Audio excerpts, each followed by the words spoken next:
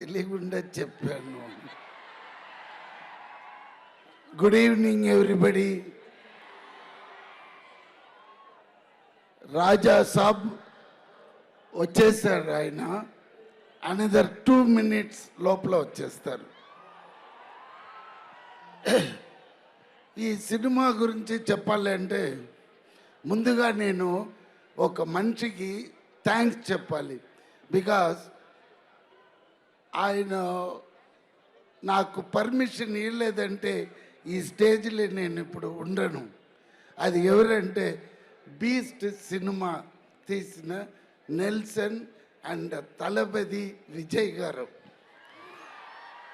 Yes, Vijay గారు ఇచ్చిన ఆ ఒక డైలాగ్ పర్మిషన్లో నేను ఇప్పుడు ఇక్కడ ఉన్నాను. ఎవర్రా నువ్వు, ఇంత స్మార్ట్. అది ఒక్క డైలాగ్ అండి. అదే గిరి అడుగుతాడు, నేను ఇన్ని సినిమాలు చేసినాను, నీకు ఒక్క డైలాగ్లో వచ్చి ఇప్పుడు నాతో ఈక్వల్గా చేస్తున్నావని గిరి నన్ను అడిగాడు. అదే అక్కడ ఉన్నాడు. రా.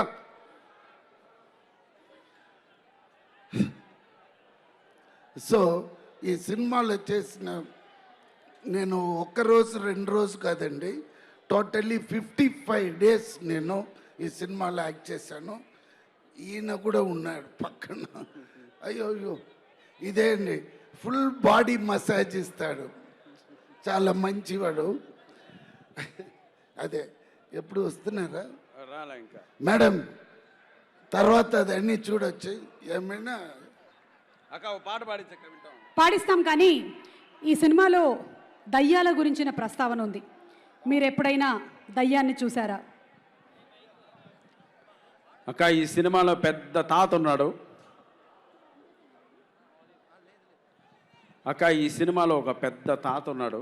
ఎస్, కథ అన్ని చెప్పేస్తాడు. హారర్ ఫిలిం అంటే సస్పెన్స్ ఉండాలి. ఉండాలి ఉండాలి. నోరు ఒక మరి కాదు, వాళ్ళే చెప్తారు కథ. మీరు నేను ఏంటి చెప్పేది, తాత గురించి వాళ్ళే చెప్తారు. ఇక్కడ తాత వైరు కొరికేసాడేమో చూడండి రా అనేది కాదు తమ్ముడు.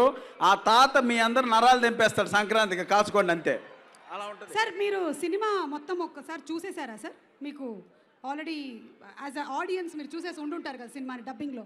ఎడిట్లో మనతో ఎగిరిపోయింది. మీకేం కావాలి? ఏం లేదు సార్, ఇప్పుడు